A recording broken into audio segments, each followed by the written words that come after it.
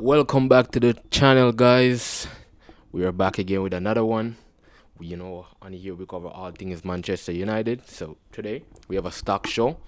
Got my notes ready, and let's get into it. So first of all, Manchester United, we have signed a new wonder kid. His name is Christian or Orozco or Orozco. I think he's Colombian, so he's Spanish. So if I'm butchering his name, my fault. Like I can't pronounce his name. I'm not really good at pronouncing names and so on. If you ever watch any video, I'm not very good at like pronouncing names and stuff like that. But anyways, we have signed a new 17-year-old. He's a defensive midfielder, right? CDM or center mid, right? And we actually really need one of these. Obviously, he's 17, so he's not gonna come straight in the team. And with the Brexit, with the way England is set up with Brexit and stuff like that, you can't come in the country unless you're 18 when you're signing like for a football club, all of those stuff. So yeah, we're not gonna see him until next summer, and that's confirmed by many journalists on X and all over the place, basically. So, what do I know about this player? Absolutely nothing. I've never heard of him until yesterday. I heard a little bit, and then this morning I've seen a lot of stuff that hey, we have reached an agreement with Christian Orozco, the Colombian center midfielder or defensive midfielder, who will come in 2026, the next season, the start of next season. Yeah, so I've watched a video. I've watched like a little video on YouTube. Like these don't really teach you anything I know, but I just wanted to see like his style of play. And I know that YouTube clips can be very deceiving because they're taking like his best moments out of like probably 100 million games and putting his best moment in like one video and making it look like, hey, this guy is great. They do it with everybody. But I just wanted to see what he looks like on the ball. Even if it can be like a deceiving clip, right? Anyways, I've watched a video um on YouTube, and he looks like a good player, especially for a 17-year-old player. But we have seen this before. We have seen the young guy that we bring in from over there in South America. That's the same that we just brought in this summer. We have seen Kone, right? Saku Kone still can't get in the team. Chido Obi Martin, who was actually it was actually in England before, so he's been in England for a while. He's a homegrown player, still can't get in the team. So I don't know. I don't know. Like hopefully this guy can be the next big thing, the next what's the name of the guy who signed for Chelsea from Ecuador? Um that guy, you know who I'm talking if you're watching this video. Right. I hope he can be that guy, Moses Casado. Yeah. I'm hoping he can be the next Moses Casado because we were supposed to sign Moses Casado. I remember that time. I was really excited when we were like talking about Moses Casado and the potential of signing Moses Casado, and I didn't even know much about him, but I'm just really excited when Manchester United make like signings, and especially young signing, because I know the potential that these players can come in with, right? So I was really excited. We didn't do it. Brighton did, and then they sell him for 100 and something million, and now he's like a great player at Chelsea. So I'm really excited when we buy players like this, especially from South America and these market that a lot of people are not looking at, because like the European market is like they got like a lot of scouts trying to pick up the best players from Europe already. So it's gonna be like a little bit more difficult for us to do it because we know Chelsea is like on demon mode when it come on to like trying to collecting, and Brighton and all of these clubs are on demon mode trying to get the best players, young players to come in and stuff like that. So it's more challenging. Like I'm not saying we can't get players over Chelsea and all of these other clubs, Brighton and all of these clubs. I'm not saying that because we definitely can get players over these teams, but um, what I'm trying to say is the competition is there. compared to South America, where there are people scouting there, but it's less compared to Europe. However, let's get into more topical stuff. So this player that we have recently signed, from South America, Christian Orzoko, right?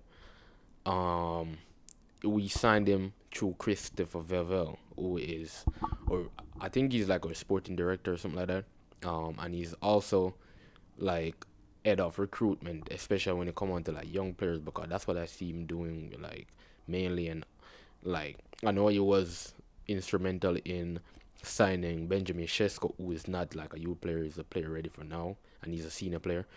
But I think Christopher Vevel is responsible for the signing of potential players, I guess. Because he signed Sako Kone. I think he was also important in the signing Chido and the other ones, right? So yeah, like Christopher Veli is doing like a really good job at Manchester United so far. I think we should listen to this guy. I think he got the scouts um to bring in this caliber players. So when it comes to that, I think we should listen to Christopher Vela and let him keep doing what he's doing and bring in players like this. But yeah, Christopher Vela is doing like a really good job, bringing in a defensive midfielder. And hopefully, this player, as I said, can become the next Moses Casado. On to the next topic. So, a matter of fact, I was watching earlier a video on YouTube from the United stand. They did a they did a they did a interview with Ben Jacobs, a journalist and transfer expert. And Ben Jacob, I've said quite a few stuff. I didn't even watch the whole video, but because I think it was a long video, but yeah, I've seen some of the stuff that he said, and I bring it here. So first of all, he was asked, are Liverpool interested in the midfield players that we are trying to sign this summer? We're trying to sign, just for anybody who don't know, any Manchester United fan or any other fan watching this video don't know the midfield targets that we have, that is out there and that we actually try to get in the summer. Players like Carlos Baliba and Adam Walton. Those are like the two players at the top of what we're trying to do, and potentially that has been floating around everywhere that that Liverpool is trying to sign either of them or both. That's what I've been hearing. They're after Adam Walton and also Baliba or either or. Ben Jacob has confirmed that from his source, which is a really good source because Ben Jacob is actually a really good journalist and he got like a lot of intel and a lot of sources, that he's not aware of like none of this happening.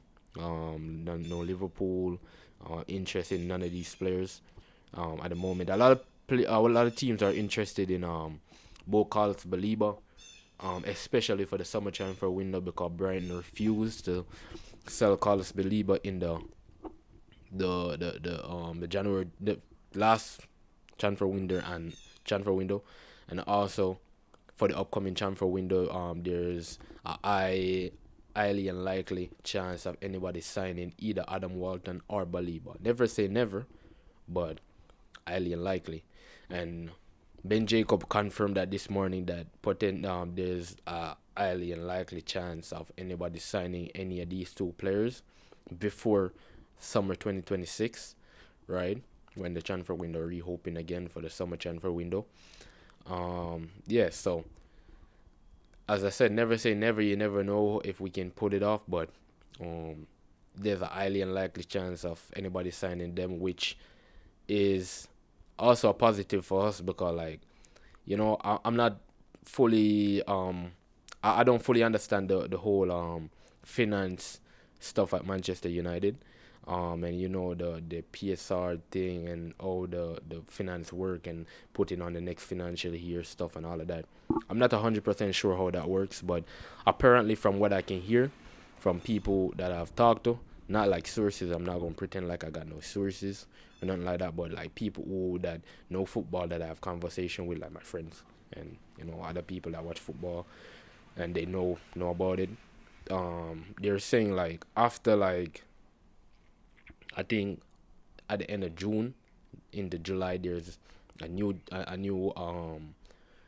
financial year starting like July, the starting of July, and at a result you're able to spend your cap, the amount of money that you can spend, reset, which is a good thing, right? Because like if you the amount of money that you can spend reset, that means you can spend a maximum amount of money at that time, compared to if you try to buy in June or January, when you already spent money last summer, right? Which was a part of um, the present financial year, you are more likely to violate PSR, right? And all of these different financial things, right? So that's what I heard. I'm not sure if that's what how it works. If anybody's watching this video, feel free to drop a comment in the comment section and let me know if I'm wrong or right, or you can correct me. Let me know, right? Um, yeah. So that would be good for us if they're not selling any of these players in January. Because like I feel like we probably wouldn't have enough money. We probably would have to sell a player like Bruno Fernandez or Kobe Mano to facilitate like a purchase of Carlos Baliba or Adam Walton. So yeah, I don't want to really do that at the moment. I know that eventually we gotta have to sell Bruno Fernandez probably in the summer or something like that. I talked about that last night because you probably want to go, and also um probably Coleman may want to go as well because of the game time that he's getting. Amarim doesn't trust him, whatever the case may be, why you would want to leave. But yeah, also the price might be around 115 million for Carlos Baliba. That's a lot of money, and it's not my money. I wish I had that money. Um, but I don't know what to say. That is a little bit crazier than I thought, right? Like 150 million. I was thinking something like probably 90 million. Something like 90 million. Probably I'm at the max 100 million pounds, right? That's what I was thinking. But 115, and I know it's just 15 million, but that's still a lot. You know, Carlos Baliba is not even like you know he's the best defensive midfielder in the competition and in the league or nothing like that. So I don't know why you would be going for um 150 million pounds, but I don't know, it's crazy. But yeah, that's what Ben Jacobs said this morning, that the price would be for next summer 2026. Carlos Baliba price might go all the way up to 150 million. My personal take on that is it's a lot, but if I'm Manchester United and I know that we need this player, just pay the money. Just pay the money. So I don't know. Even if it means that we don't get to sign a midfielder of that caliber, because like the dream for any Manchester United fan would be to sign Carlos Baliba and Adam Walton. Probably highly unlikely because there's a lot of competition for both of those players. Just imagine if we were able to fend off every other competition for these two players and get both of them. That would be amazing. That would be very, very, very ambitious by the club, and I would just gotta get behind this ownership if they did that. But it's highly unlikely, and if that happened, I would happily come here and 1 second.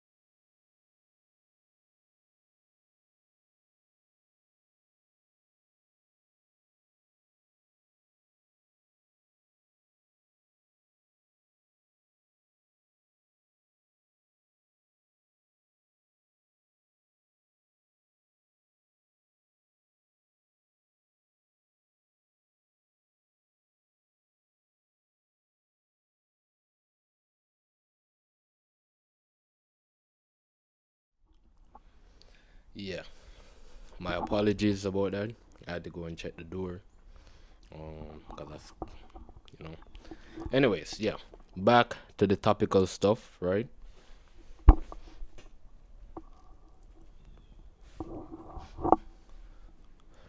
Where was I? 150 million pounds, unlikely. Buy in January. Yes, other midfielders that we might be interested in, players like Angela Stiller.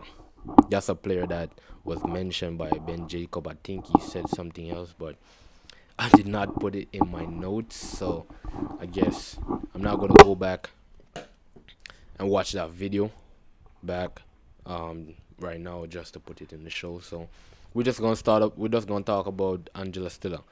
Don't want to tell no lies or none of that. I don't remember what team he played for. I think it was like I'm sure it's a Bundesliga team, 100%. But which Bundesliga team he played for, I'm not sure. But I heard he's a good player, and I've never seen him play, never. Um, but I've heard that he's a really good player, and if we can get a player like Angela Stiller, a matter of fact, if we can get any midfielder in January, I will take that. But if we can get a player like Angela Stiller to come in January, that would be a massive boost. Especially from all what I can hear is that he's a really good player. So that would be great for us to add like a midfielder like that into the team. Yeah, so that's another name that we're looking at. I guess he's like a backup option for Baliba or Adam Walton if we try in January we don't get him, or even in the summer if we try to sign any one of these two midfielder and we unfortunately miss out on both of them, which is a high possibility with Manchester United. Anything bad is possible with Manchester United, right? So Angela Stiller, that's a player that I was told that might join just in case. Like it's another name we're looking at. He's on top of he's on the list, the short list, right? Amongst other midfielder, of course, because like Manchester United, it's not like it's not like we're with all due respect to any team that is in the lower league, but it's not like we're in the championship or League One where we don't have like a lot of options, right? So there's a lot of other players that are on the short list, you know, the that we're looking at, but at the moment the top three would be Baliba, Walton, and Angela Stiller in that order, right? And finally, finally, Ben Jacobs also said there is a possibility. He never said like it's gonna happen or it's most likely or nothing like that. He just said it's a possibility where if Kobe Mainu is still not getting no game by January, you know, and it's a World Cup here. Next year is a World Cup here. Kobe Mainu want to be a part of the England squad. You want to be playing games in the World Cup and stuff like that. So if Kobe Mainu is still not getting no game in January, and if he's not getting no game in January, and he's yeah, what the hell? If he's not getting no game in January, and he's trying and he might ask to like move again, because I remember in the summer he was asking for like a loan, not a permanent move. But there's a potential he might ask to be moved on permanently if he's still not getting no game, because probably Amarim doesn't trust him, all of these type of stuff. So um yeah, and that would be a shame, to be honest, because like most Manchester United fan, we really like Kobe Mino. We know he's a player that came through the youth system. We all have seen that photo with Kobe Mino sitting on that bed with his hand behind his head and his shade with a Manchester United jersey on. So like we want players like that to be in the team like until their career come to a end. Like like like Ryan Giggs or Paul Scholes or That's the type of. I'm not saying he's nothing like those players when it come on to quality and playing style, but that's the type of player we think Kobe Mainoo is when it comes on to, Manchester born and bred. Um, and a player for the future, a player that we want to see in the squad as a one team player, and playing for Manchester United till he retires. So that's my take on Kobe Mainoo. I would never want to see Manchester United sell Kobe Mainoo, or even I don't even want to see him go out and loan. I want him to stay here and get game time. But if that's not gonna happen, Kobe Mainoo gotta make the best decision for himself and move up, you know, to something better and try to get in this England squad and so on. Because like honestly, before I go, I feel like Ruben Amorim, and I can't even wrong Ruben Amorim. My fault. I can't even wrong Ruben Amorim because like I know you want experience in the team because like you don't get like a lot of time at Manchester United. No manager get a lot of time at Manchester United, unfortunately. Because I feel like if you get time, you know, just like the video I did yesterday, I feel like if you get time in this team, he can actually fix the team and become a, he can fix the team because we already seen what he's doing, but he's not gonna get 2 3 years with this type of results here. That will never happen, right? And Carlos Belieber, I'm not what I'm talking about. I mean Kobe Mainoo is a player that Ruben Amorim don't want to put in his team because of his experience level. Ruben Amorim want players who can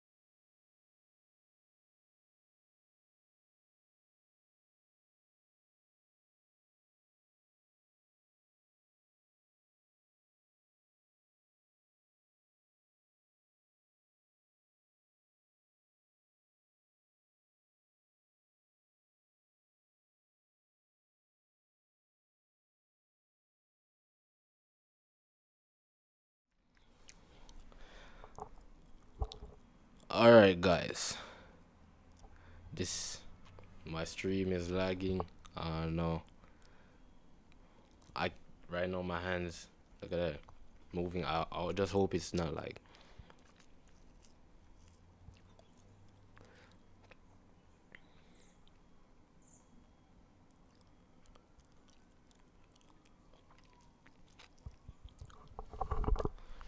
Yeah. No.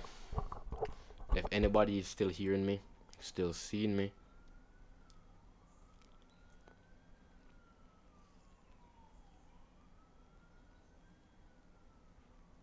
just know that this is the end of the stream. I'm gonna sort this out and see if I'm having some issues with having some technical issues with. Guys, this my stream is lagging. No, I right now my hands. Thinking, I just hope it's not like.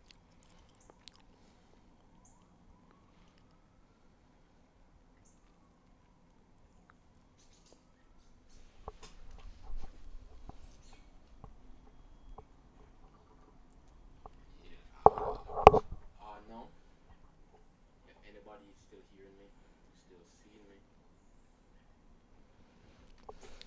Yeah, so I'm gonna end the stream right here. Thank you for everybody who's tuned in, and I just want to ask for your support, guys, to like and subscribe. That's all I ask. I'm trying to build a community here, um, a community where everybody can have a voice, right? So that's my goal. I'm working on it, working on making better content. So give me a like and a subscribe. That's all I ask, and I'll see you in the next one.